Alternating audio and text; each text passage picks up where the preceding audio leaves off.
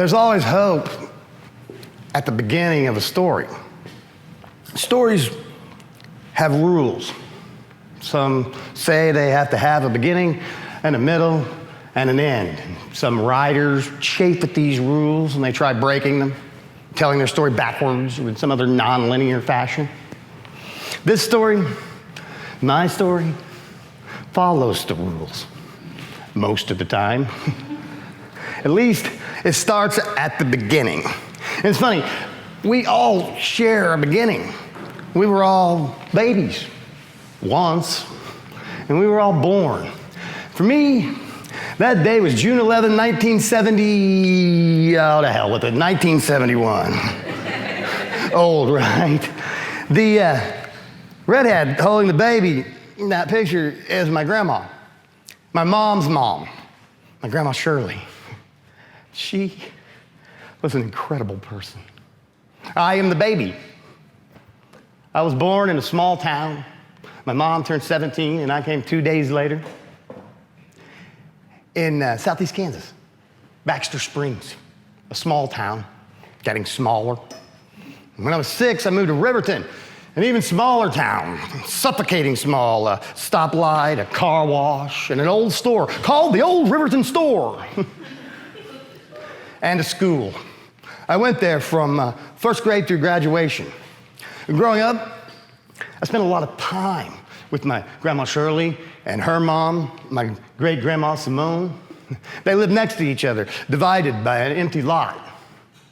Grandma Shirley used to call me motor mouth because once I started speaking, I spoke in complete sentences. And some people say I haven't shut up since. Not long after that, my grandma Simone helped me learn to read as I sat on her lap and picked the words I knew out of the newspaper. I think I was about 4 when I asked my grandma Shirley what my penis was. And she said, "That thing, that's your doodle bug." And being a bright child, I tried to write with it. That's how I learned to spell my name. One time, I think I was around 5, I had this badge, this brass detective badge. And I wanted to play a joke on my grandma Shirley. So across the empty lot at my grandma Simone's house, I pleaded with her and my great Aunt Rose to, Aunt Rose. Aunt Rose, who had the uncanny ability to read your lips and mouth the words that you were saying, even as you were still forming them. Aunt Rose, who taught all of us grandchildren, that is her nieces, 5 of them, and the only one with a doodle bug, me, to play cards, games, checkers, Monopoly, sorry, poker, Yahtzee, pitch, hearts, Uno, blackjack, chess, risk, payday, and her favorite, Liverpool rummy. If we were out sick from school, we would stay at Grandma Simone's house. Aunt Rose lived with her after Uncle Bill died in 1977, which left Aunt Rose never quite the same. But if we were out sick from school and we were there, we would play cards and games with Rose all day, and we loved it. And Grandma Simone would watch soap operas and bark at the tiny black and white television all day long, all the while sipping a can of Stag beer, which she kept wrapped in 2 paper towels secured by 2 rubber bands. This was to keep her beer cold and her hands from freezing. And I believe it was the first koozie ever invented. So anyway, I had this badge. And I had an active imagination. So I wanted to play a trick on my grandma Shirley. I loved TV cop shows. And so I went over to Grandma Simone's across the lot because I needed a disguise, see? So I pleaded with Aunt Rose and Grandma Simone to look like the cops on the TV show. I needed a mustache, a fake mustache. And I finally convinced Rose to draw one on my face, and she used a black Crayola crayon. I was skeptical, but eventually they convinced me that I would fool them if I were to knock on their door. So I added a pair of sunglasses and a fedora I pocketed my badge. I started the trek across the empty lot to my Grandma Shirley's trailer. I was certain I had captured the look of a true plainclothes detective. I knocked on her door. It never occurred to me that A, I was her only grandson, and B, a fake crayon mustache does not transform a 3.5-foot tall preschooler into the embodiment of a 40-ish hard-boiled streetwise detective. I knocked again. She opened the door. I pulled out my badge. LAPD, ma'am, I'd like to ask you a few questions. And she exploded in laughter. And I was pissed. I couldn't believe she recognized me. I still remember how it felt. I was disappointed, angry, eventually having a good laugh. And she told that story for the rest of her life. But I believe to this day that if I would have had a suit or a uniform, and most importantly, a real fake mustache, I would have pulled it off. She loved that story. I always try to remember her from that day, how she was back then. People say a lot of stupid shit. I hate it when someone, after telling a story about the distant past, says, oh yeah, I remember that to this very day. Of course you fucking do, you just told me about it. You have to be smarter than your own brain. You see, the problem with mental illness is that it's mental. They used to call it manic depression, if they diagnosed it at all. And we've come a long way since the diagnoses of the 70s and the 80s, but still doctors don't fully understand these chemical imbalances. It's hard to say, imbalances. They know about them, they classify them, chronic depression, ADHD, bipolar disorder, on and on. When I was a kid, when somebody flipped out, lost his or her marbles, they called it a nervous breakdown. And that's what they told us after Uncle Bill died and Aunt Rose became withdrawn and whatever else. They hospitalized her in the state mental hospital. And when she got out, and she was different. She kept giving me drawings and telling me about the wonderful people she met in the ward. She didn't call it that. The hospital. Eventually, she kind of balanced out. She was always a bit off. She, for years and years, until Grandma Simone died, she never stepped foot in her own house, except furnished, the same as it was the day she lost Uncle Bill.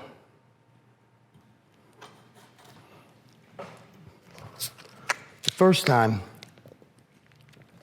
I noticed something with my Grandma Shirley was in November 1979. I saw her getting into her car, dressed as a witch, hat, nose, broom, the whole 9 yards. And I said, Grandma, where are you going? And she laughed, a laugh I'd never heard before. And she said, I gotta go. I'm late for a Halloween party. And later, after she was in the mental ward, 4th floor of Freeman Hospital, I remembered that the weekend before, she'd been acting odd, wired, talking nonstop. She kept giving my cousin and me things, hand-me-down toys, jewelry, relics.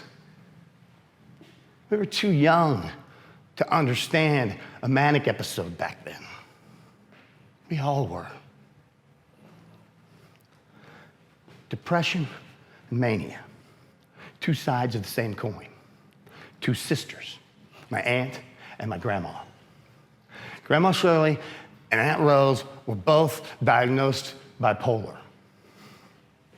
You see, the problem with mental illness is that it's not mental, it's chemical. Aunt Rose, playing solitaire, head down, not talking. Grandma Shirley insisting that she was gonna win the lottery any day, dressed as a witch for Halloween after Halloween was over. Oh yeah, I remember that. I remember that to this very day. And it's hard. It's hard hearing something you don't want to hear, you don't want to believe. Like losing a pet, a loved one. You can get the raise, the vacation, or the fucking job. Maybe you have kids and they get into trouble, an accident or a fight. Your favorite band breaks up. A beloved novel is adapted, reimagined, and rebooted, and it sucks, like The Hobbit. News from the doctor. All of us at some point hear something unexpected or frightening. And some of us find out early about conditions like diabetes or lupus. They can kill you, but as long as you take your meds, do whatever else, diet and exercise, you can manage it. In mental health, there are millions of kids diagnosed with some form of mental disorder. Psychotropic drugs filling their Pez dispensers, rewiring their underdeveloped brains until they spend most of their adult life explaining to their shrink or their therapist or even their spouse that they're too paralyzed to pick up the phone, that they can't call their cousin on his birthday, that the phone makes them anxious.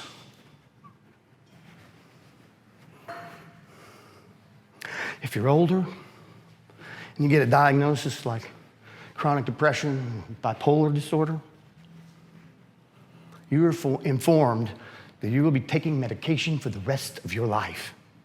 And man, that is a hard pill to swallow. No pun intended. Or maybe a little bit intended. Accepting the diagnosis, well, that's a whole different story.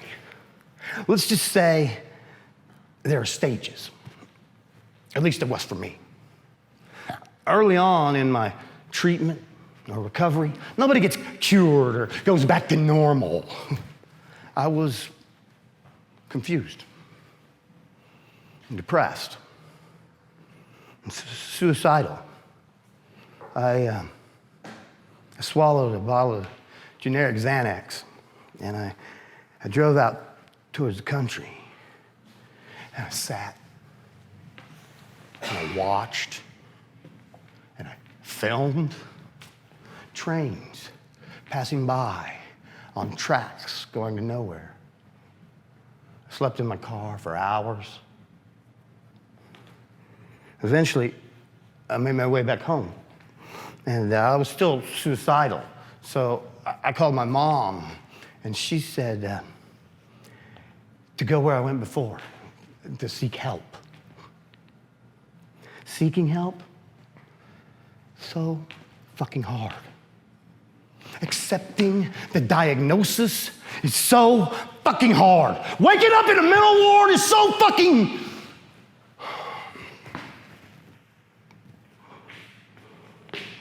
The first time I was on lockdown, it was scary.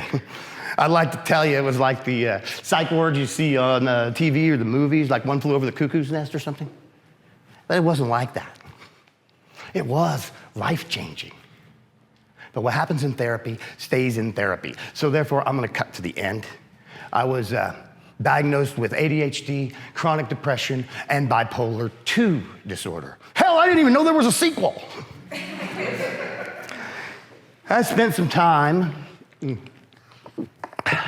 stressing over being crazy and taking a cocktail of drugs. You see, if you don't have insurance, they give you a mix of older, cheaper, but not exactly what the doctor wanted to prescribe drugs. And in an effort to get stable, I was taking Tegretol and Trazodone and Lexapro and Seroquel. Excuse me, that is an anti-seizure drug, a failed antidepressant, and mood stabilizer, and an antipsychotic. And when I got out, my shrink on the outside switched everything, which put me in a different mental ward 2 weeks later, for the second time in my life, for the second time in a month. You see, the thing is, and a good one will tell you, the doctors, don't have a fucking clue what drugs are gonna work. It's just a guessing game. And all they're doing is trial and error and trial. If they find something that works, sooner or later it will fail. Or worse, they'll find something that works better than expected. And while you may not be on the manic depressive roller coaster, you will become comfortably numb. There are all kinds of anxiety. But my least favorite, I call paralysis. Crippling thoughts that make it impossible to pick up the phone or email or tweet or Snapchat or ham radio your cousin on his birthday. And then you get a new med for that. And that makes you start to notice all the advertisements for mental health drugs. And they're the fucking worst, man. They can push you right over the edge, stick you with disabling side effects. Fucking drugs, man. I'm sorry. Hold up. I'm really sorry. I'm not gonna talk about drugs all night. I smoked a fuck ton of weed. I did other stuff too. Many sleepless nights, pondering the world, life, music, the arts, all that stuff, in pursuit of a higher education. Higher education. I studied theater, and I had some great roles in a couple small colleges. Then I transferred to KU, and I landed the role of Lee Harvey Oswald in Assassins. If you would have told me that my first role in a university theater production would have been in a Sondheim musical, I would have laughed and said you were fucking crazy. Nevertheless, it happened. So early on in the rehearsal process, we're all on the main stage, like the whole company, like 40 people, and we're singing the main theme song. And after the first time through, the music director said, oh, that was very good, but we were a little bit off key. Let's do it again. And so we did. Same thing, just a wee bit off. After the third time through, he said, if you think you might be off, don't sing. We did the song. I did not sing. Perfect, perfect, he said. Raise your hand if you didn't sing. And I raised my hand, and no one else did. That's what the cast did too, by the way. Oswald doesn't sing much. I don't sing much. That worked out. I was cast in main stage productions and major roles my first 2 semesters. I took improvisation and directing. In my first directing scene, I hated it immensely. Everything about it. Casting, actors, staging, blocking. And after my scene went up in class, I couldn't fucking wait to do it again. I auditioned for English Alternative Theater. EAT was the brainchild of Dr. Paul Stephen Lim, a professor of playwriting in the English department. It was an outlet for Paul's students' scripts. It was very bold, very provocative, and very alternative. And that made it rebellious, and I rebel.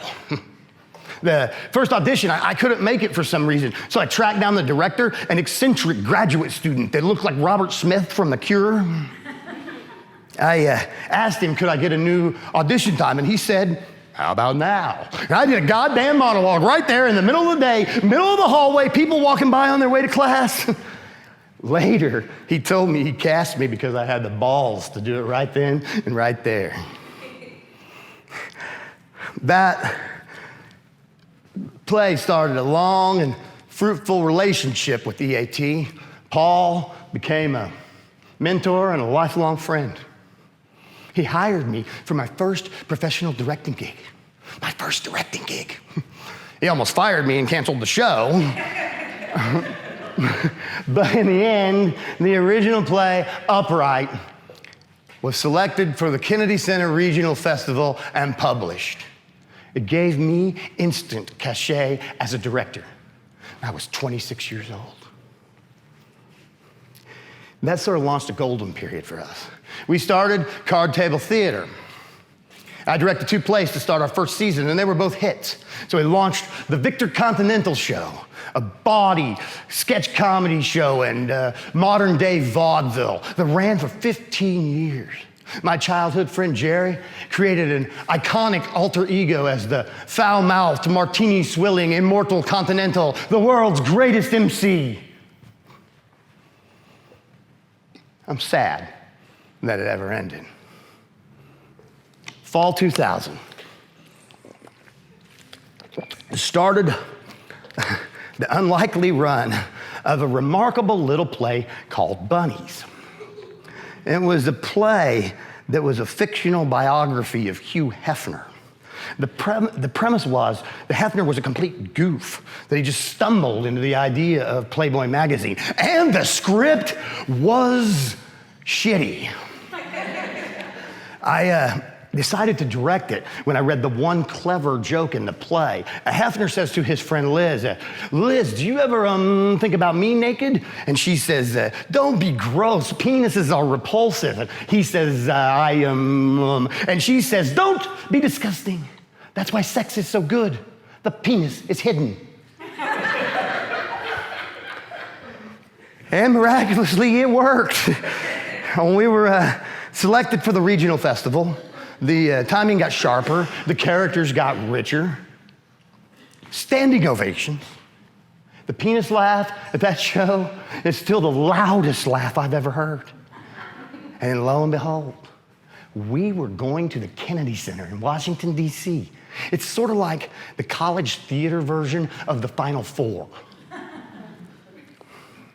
When you're on a streak like that, it seems like you can't fail, that anything is possible.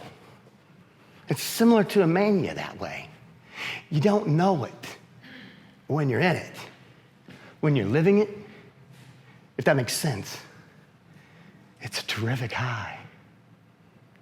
There were lows to horrible depression after a horrible breakup, 2 months worth.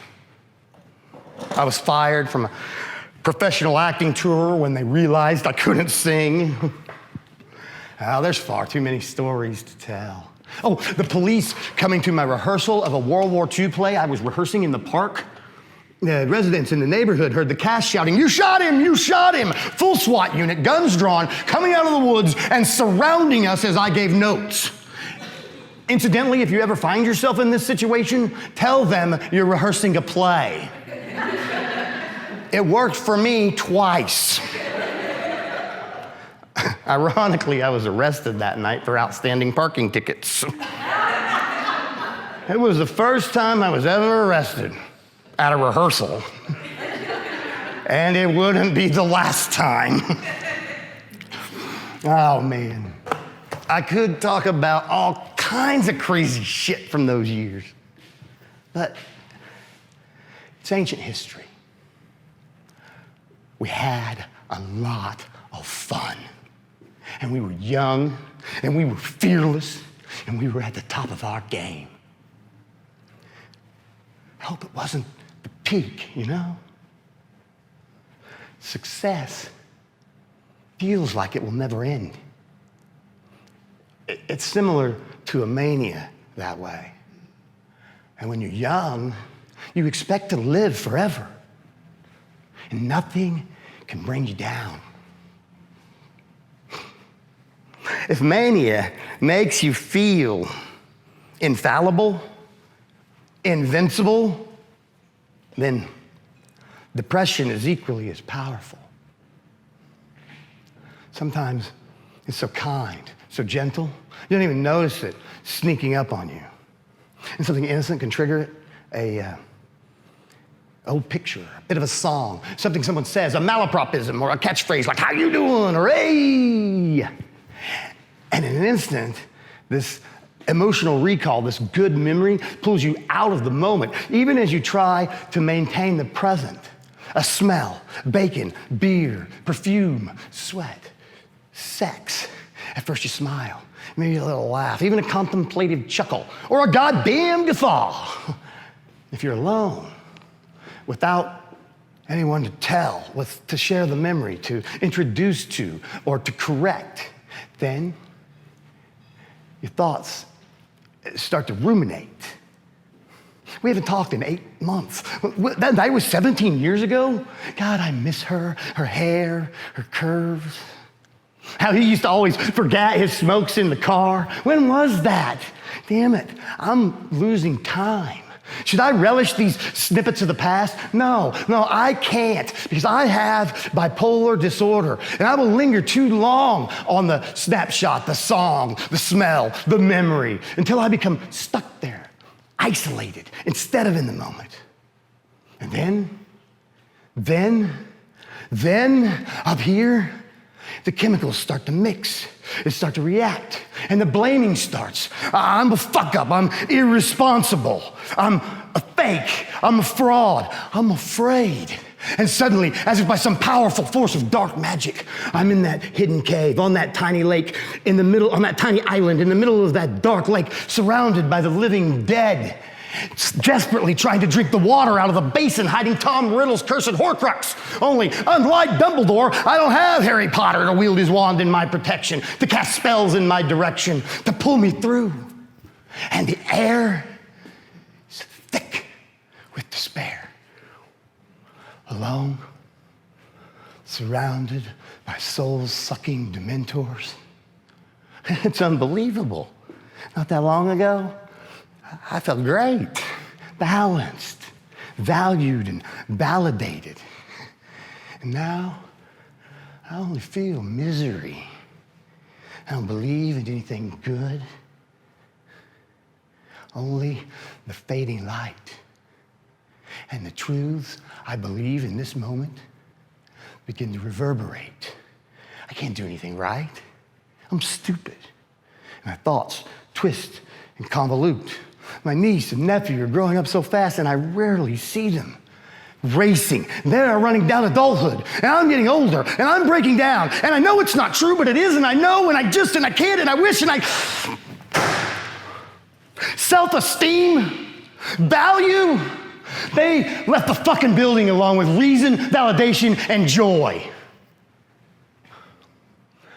Alone, in the darkness, I feel, I believe, I'm a fake, that I'm a phony, that I'm a fraud, that I'm worthless.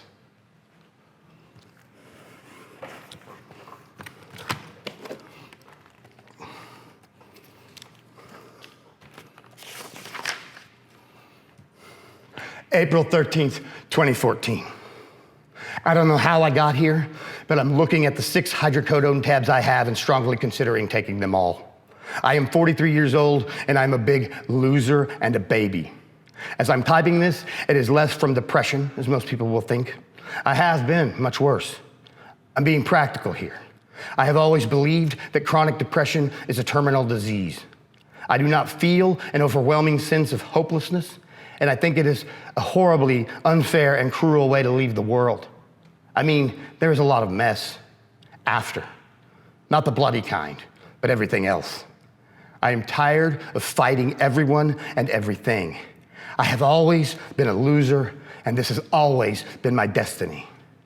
Once upon a time, I believed in myself, in the future, in whatever talents I have. I managed to squander all of that more than once. Those who do believe in me are just waiting for the other shoe to drop. I almost feel obligated to give them their just due. It is 7 p.m. on a Sunday in April. Elliot said, April is the cruelest month. I don't know what he meant by that, but watching the Kardashians might have been part of it. LOL. I hoped writing might relieve some of this angst, but it isn't. I'm going to get a drink. Because, hey, the pills probably isn't enough unless I throw some alcohol at it, too. I don't know, man. I am really sick of this life. I have no job, no real marketable skills, and the thought of trying to learn something new excites me, but frightens me. I doubt I am capable. I am at my wit's end, empty. My passion faded. I'm lost. You know, let's Let's not do this. Let's not do this note. Maybe we'll come back to it later. Let's just move on. That's better. There is no substitute for passion in theater. I said that to a teacher once. It's a long story, but in short, I was petrified that I had crossed a line, and he asked me why. And it just came to me in that moment as tears welled up in my eyes. There's no substitute for passion in theater. I believe it. It's not enough, but it can take you a long way. Let me be clear here. The passion that I'm talking about, it's not the starry-eyed dreams of Broadway or the silver screen. I mean, most of us got into it with those pie-eyed visions, but the passion that I'm talking about isn't about fame or money or awards. It's about the why. Why do I do this? I don't do it because I want to do it. I do it because I have to do it. Without it, I can't breathe. Even when I love it, even when I hate it, I love it. That's the passion I'm talking about. That's the passion I feel, I believe, and losing it means losing everything. Loss of interest is a sign or a symptom of depression. It's an intake question. In inpatient or even outpatient treatment, mental health workers ask you questions about depression, anxiety, suicidal ideation, etc. Your responses charted and the severity of your issues assessed. Losing interest, losing my passion. That was the darkest place for me. For years, I believed that the energy, concentration, and creativity it took to become a successful actor and director prevented me from slipping into full-blown manic depressive episodes. Anxiety was dormant. And the theater made me too high to be depressed for very long. I had to show up. Show must go on. When I started missing rehearsals, losing interest in performing or projects, I felt doomed, hopeless. Let me put this another way. In my experience, there is only one high greater than performing live on stage. Fuck heroin. Fuck cocaine. Fuck crystal meth. Fuck tequila, vodka, bourbon, and weed. Fuck morphine, methadone, and cheese. Forget opium, Adderall, fentanyl, and mollies. Not Seroquel, Vagisil, grapevine, or toads. Better than acid or mushrooms, pussy, ice cream sandwiches, sushi, or getting good grades. And more exciting than a blowjob or finding buried treasure. Really, I am not kidding. I am talking about the all-natural granddaddy of them all. I'm talking about dopamine, which increases exponentially in a mania. You see, a manic person can do 3 things while planning 4 more and doing 1 other. Of course, people can get hurt, including the manic. That's why hypomania is the best. You see, in a hypomanic state, you rarely go too far. In the full-blown manic episode, the subject might give away all their possessions, find God, drive naked through town, become a prostitute or an alcoholic, or believe they're about to win the lottery any day. The hypomanic state is less intense, but it can last for days, weeks, months, maybe years. And the thoughts, the problems, the ideas, the answers, the questions, the words come into my mind as fast and numerous as the droplets of water from my shower head.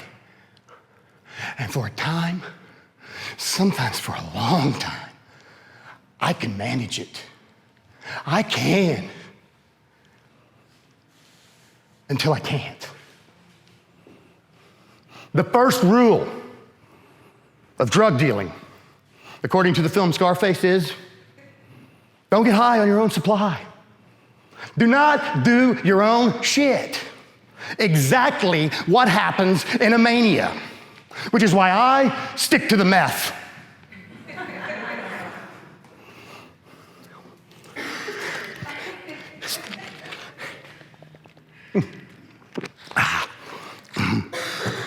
Drug humor, it never goes out of style. People with a sense of humor are able to tease about the stupid shit we do. The shit we do to each other, to our bodies, to our minds. Think about all those epic fail YouTube videos and the world's dumbest bad TV clip shows. They celebrate our physical fuck-ups. Dads getting kicked in the balls. Jackasses crashing skateboards and bicycles into cars, walls, and pools. Hell, the internet and cable TV have made a whole culture out of this ridiculousness. And the funny thing is, we laugh at it. It's asinine, but it's funny. If it makes you laugh, it's funny. Even if someone breaks an ankle or loses an eye. Strike that, it's all fun and games until someone loses an eye. My point is, our physical fuck-ups are often fuel for laughter.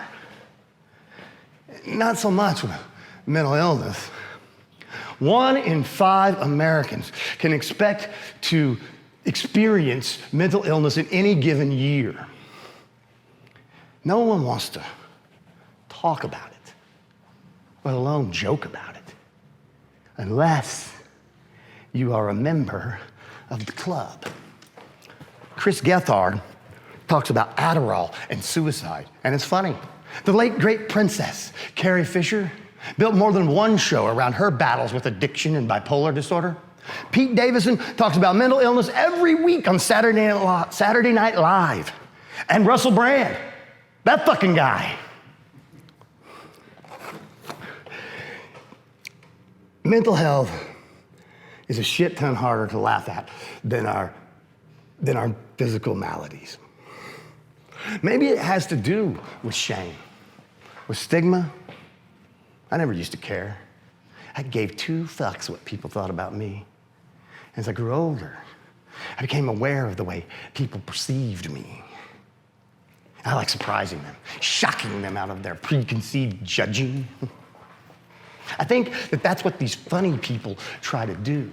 It's an invaluable tool for removing the stigma. It is laborious. The physical screw-ups are easy, low-hanging fruit. Look,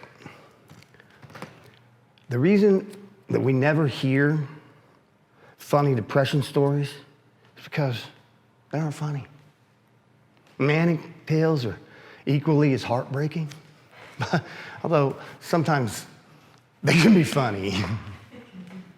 It is a fact that a good laugh or even a fake smile almost always makes you feel better.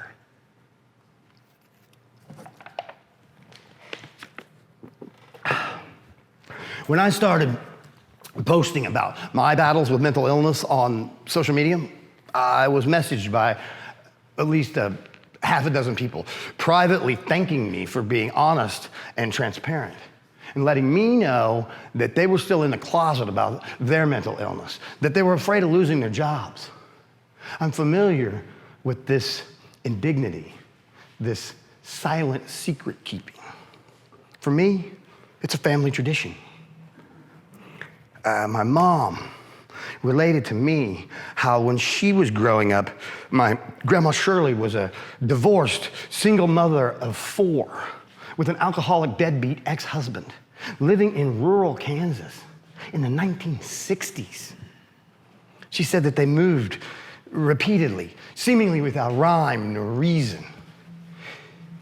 I can't help but wonder if Grandma Shirley's bipolar wasn't active back then. All the signs were there. And looking back at my story, peering through the prism of modern mental health care, I see myself imbalanced, ignoring the symptoms, copious amounts of self-medication, missing 2 months worth of classes and then rallying in the last 2 weeks to make C's, except for the one class I failed because I was too anxious to drop it. Not getting out of bed, not going to bed, not going to work. Oh yeah, the signs were there. I had fear of the diagnosis, fear of the stigma. I rejected psychiatry and therapy. Medication, there was lithium. That's what Grandma Shirley and Aunt Rose took for decades. And they were bone thin and shaky. However, their minds were still razor sharp. Aunt Rose could recall the actors, characters, plot, and storyline of every movie or TV show she ever saw. And she watched thousands. Grandma Shirley, she had manic episodes from time to time, but she could still kick all of our asses at Trivial Pursuit. She loved movies too. I remember I took a friend to their house one time, and he was completely knocked out by the fact that my grandma and my great aunt were spending a Saturday afternoon in their tiny living room, chain smoking and binge watching in order the entire canon of Friday the 13th movies. We had long discussions about movies, actors, directors, storytelling. I remember those conversations. They're good memories. Memory is messy. Time transforms perspective. I saw a quote once, a meme that said, the biggest mistake I ever made was growing up. If only it were that simple. I mean, if you're gonna gaze into the past, you have to remember it all, the good, the bad, and the ugly. Otherwise, you're being unfair to yourself. Captain James T. Kirk said, "It's my pain without our pain. Who are we?" We are incomplete. Pain, pleasure, foolishness, hope, loss, regret, merge. They add up, and we are the sum. I never used to believe in regret. I trusted that whatever decision I made at whatever point of my timeline, I made for a reason.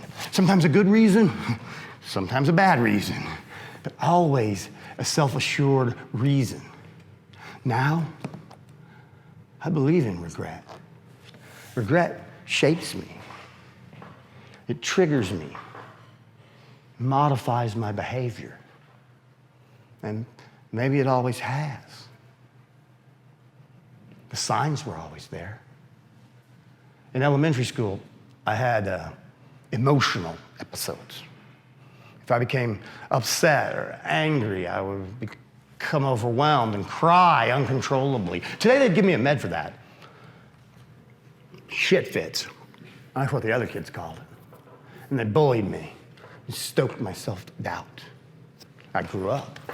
Chip on my shoulder, a terrible temper, confident, cocky, arrogant. I don't know if I was overcompensating or it was just adolescence. It doesn't matter.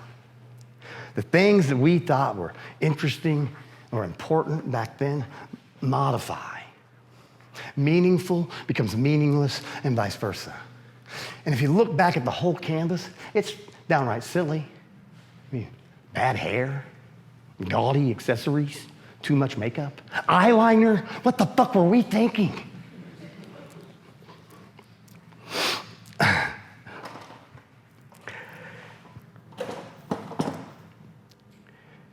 Yeah, like those idiots in the videos, I did my share of stupid shit. Some of it was funny. Like the time I broke my dick. You know what? My family's here. I'm not gonna tell that story. That's a whole different play. There was an insane road trip that involved corrupt cops, mailbox baseball, UFOs, pissing in the radiator, an airport, medieval weapons, enough booze to kill 10 Dean Martins, and a pregnant lady. And by the end of it, I found myself drunk in a ditch on the side of a highway. Yeah, that was stupid. It was also a fucking blast. I remember a melancholy spring afternoon, sitting on the patio of our favorite coffee shop, drinking cup after cup of hazelnut supreme, sharing poems, ideas, and dreams, smoking, moping, doing crosswords, and watching the girls stroll by. Jesus Christ. How fucking pretentious were we? We might as well have been wearing a beret and an ascot and smoking a cheap corncob pipe stuffed with cheap cherry tobacco. Something I would never do. I mean, not that often. Okay, only the beret. I never smoked a pipe or wore an ascot. Well, at least not in public. Was I crazy? Probably. The signs were there. But I wasn't alone. I remember getting into an argument with a friend, a theatrical collaborator who shall remain anonymous, but his name is in the program. And I said, God damn it, Will. God damn it, man. You have to learn to think outside the box. And he replied, Auman, your box is a fucking circle. Yeah, that sounds about right. A circle box. My mind vacillates between the poles. I'm rarely in pain or despair over the future. It's the past and the present that trigger me. Positive and negative memories and experiences. A shotgun blast of emotion. Inside out, upside down, right is wrong, wrong is right, confusion, poles reversed, stranded in emotion mind or mired in logic mind. That is a mixed episode. I hate how fast it changes, how horrible it feels. Balance lies in the wise mind, between two minds, between emotion and logic, between the two poles. It's hard to get there, and it's even harder to maintain. Occasionally, we don't even realize that we're out of balance. Meds, therapy can get us back there, certain coping skills, but doing it on our own, in the moment, that is recovery. Staying in wise mind, not giving in to emotion, not shutting out emotion, same thing for logic. Middle, that is the dialectic, the balance we seek. Living in the moment, minute to minute, hour to hour, day to day. It's hard to get off the teeter-totter and walk the beam. I'm not sure I'll ever get there, but I'm still fighting. And I haven't given up hope. It takes time. I know a few things about time. Time is not a constant. Sometimes it flies. Sometimes it's as slow as molasses. Sometimes it's malleable. There's hope in the relativity of time. You can stay young by slowing it down.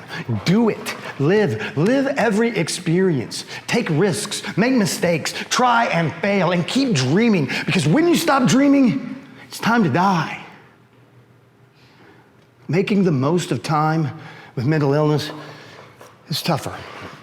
There will be some flying time and there will be some downtime. I guarantee it.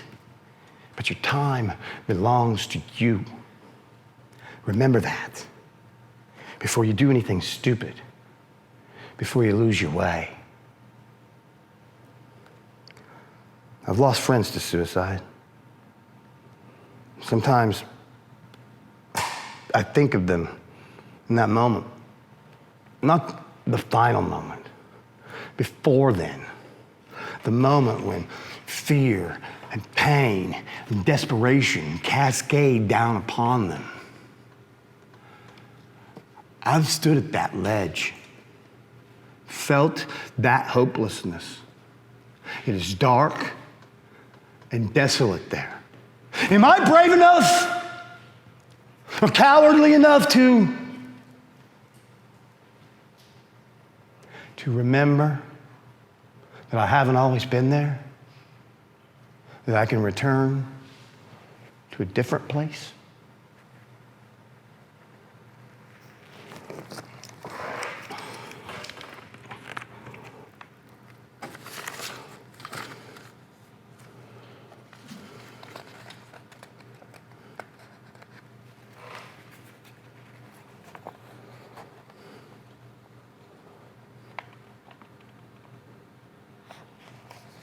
April 13th, 2014. I've been alone for just more than 2 hours. The only light, the TV, and my laptop screen. This room is as bleak as my life. 2 hours ago, I started typing this. Started considering the 6 hydrocodone tabs I have. Sipping a Crown and Coke. Ironically, I don't even like bourbon. 9 p.m. And I'm still staring at those pills, and they are staring back at me. I keep considering the pros and cons of this sad situation. It has been 2 hours. I can't finish anything. Even the stuff I have finished, I faked or cheated somehow. I am a fraud. I have many friends, I think. However, I can only lean on them so far. And family? I love my niece and nephew as if they were my own, but I love them from afar. I don't see them enough, and I'm a shithead when I do. Mom and Dad have always been awesome. In repayment, I treat them lousy. I can't connect anymore. I have nothing new to offer. I'm just a worn out, thin stretched skin of what I once was, which was mostly smoke and mirrors. I feel shitty that David has been calling for weeks and I just can't call him back. I just can't talk to anyone right now.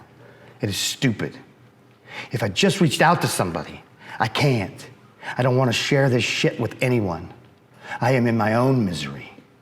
I am sorry, David and Jen and Will, Mom, Dad, Paul, Jack, Kitty, Jerry, Casey, Polly, Carrie, Hillary, Rich, Sam, and anyone else who would listen. Casey, the only reason you were not first on that list is because you've heard it already. You are the only thing that truly matters. And I can't even do that right. I know you were hoping for some selfless behavior, some act that would show you I'm still the guy you loved once. I don't know how I got here. There are plenty of things to live for. None of them will make us happy for very long. Mark Twain said, I was dead 1,000,000 years before I was here, and I'll be dead 1,000,000 more after I'm gone, and I don't remember the first 1,000,000, so why worry about the second 1,000,000? Or something like that. I can't make up my mind. I'm hung up on being found here and Casey having to deal with it. That is the biggest thing. I'm not worried about afterlife or anything like that. I would drive away and go somewhere else, but the idea of just going to sleep on the couch with Petey, like always, sounds nice. I don't know whether to print out this note. That's an ugly word, note. These are nothing but my thoughts at this moment. I could never say all that I need to say, nor explain why in a note. Instead, I type the words that come to my mind at this crossroad of horrible thoughts and lack of hope. I am very sorry to all of you, to everyone. Truly, truly sorry. I am terribly unhappy with myself. I have a terminal illness. Casey, I will always love you. Always.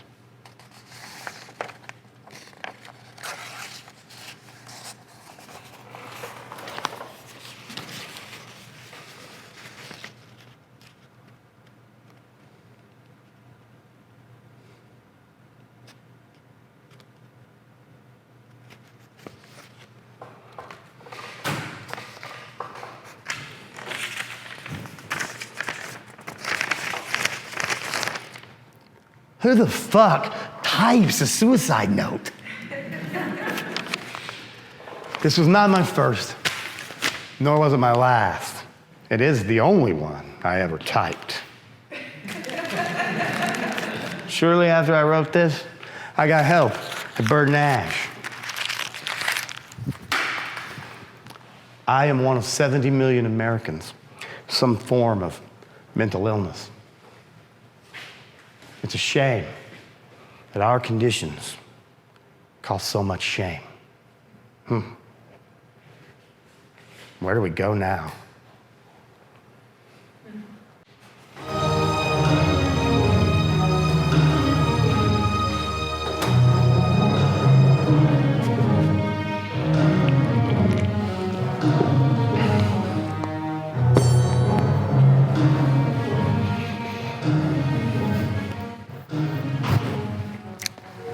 Well, like all biographies, I guess there should be some sort of coda that wraps up the subject's life and brings us up to the present.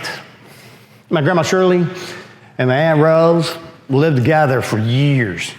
They faithfully took their lithium, smoked too much, didn't eat well.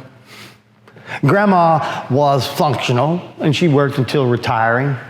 Rose, not so much. They took care of each other. And they grew old, and they died peacefully. So, here we are. I could disclose point by point, roll by roll, play by play, a litany of theatrical and mental health collisions from the last several years. All my smashes, crashes, and hits. But you already know that more than once, I believed my life was over.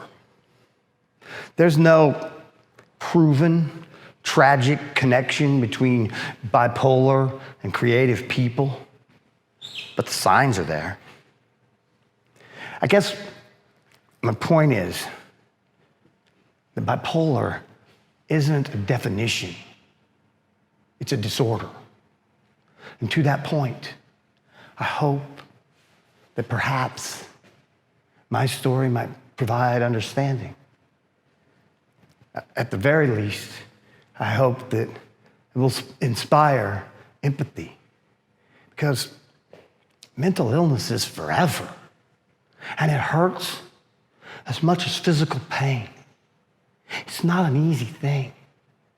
Sometimes the goal is simply survival, staying out of the psych ward, adapting, adjusting, and accepting the meds, the therapy, the stigma. And when it comes to coping, it's difficult to deny the dangerous temptation of reflecting only on our glory days. I think it's okay to remember something specific, to take a stroll down amnesia lane with someone who shares the memory. Our memories are a collection of accumulated experiences, and collections are valuable. They remind us who, what, when, and where. And we laugh, and we cry, and we learn not to fear change, that change is a constant, that life is nothing but change, that through change, we can find hope, and hope will keep you alive. Without hope, I wouldn't be here, standing on this stage, a place that I was certain I would never get back to. For a long time, I could bounce back from my depressions, but my mania scared the shit out of my partners. I wasn't always reliable. I said things, did things I regret. I could not take them back. I always prided myself in being a collaborator, but somehow I became a lone wolf. I was desperately trying to hide my feelings of self-doubt, my fear of being found out. I tried to reinvent myself, create new opportunities, but the depression and the anxiety were crippling, and the side effects from the medication disabling. I couldn't hide it anymore. I had to radically accept it. My new diagnosis: chronic depression, ADHD, bipolar 1 disorder. Hey, I finally got the original. I was hospitalized 7 times with 4 suicide attempts in 18 months. IOP and DBT at Burt Nash, along with an escape to my parents' house in good old small town Riverton, helped me find balance. In moments of clarity, balanced moments, I can see that my life flows the same as it does for anyone else. Everybody has ups and downs. They're not supposed to feel like the end of the world, or the top of the world for that matter. If I try, I can see that the paths that we follow aren't all that much different, just the way I have to travel them. Can I find joy and balance in this new reality? The thing is, I don't really believe in an afterlife or a religion or Republicans. What we get is what we got. And we only get so many chances. As time passes, our chances to live lessen. I hope I will do everything I can to make the most out of those chances. I have lived, but not enough. I'm a stereotype, the tortured, struggling artist. I lived too much in the past, not enough in the future, all the while trying to maintain the present, to stay in the moment. I am a storyteller, and I hope to write my words on the face of today.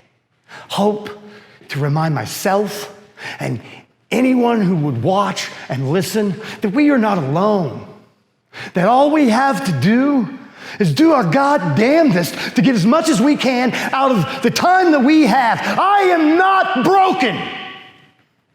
I am damaged. I'm mentally ill. And